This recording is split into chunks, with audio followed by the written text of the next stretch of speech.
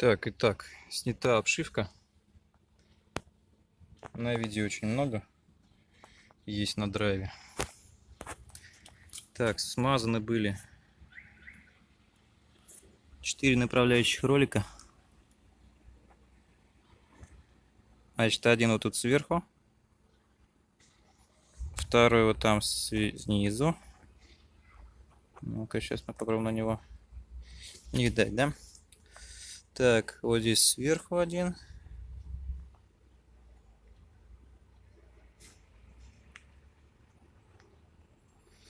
Так, еще разочек попробуем вот отсюда снять.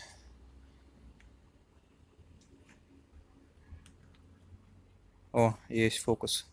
Значит, и снизу там еще один ролик, вон он видно сейчас в центре будет. То есть сверху, снизу. Все это я делал с помощью вот такой приблуды. Изогнутый шланг на проволоке, который задает здесь изгиб, и ВД-40. Конечно, может быть, ненадолго это хватит, но во всяком случае это лучше, чем снимать.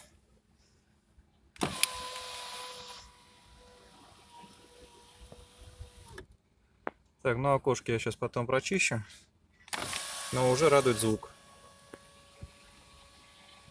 Собственно, так же, как и там. Справа, конечно, ничего не делалось, но слева теперь звук радует.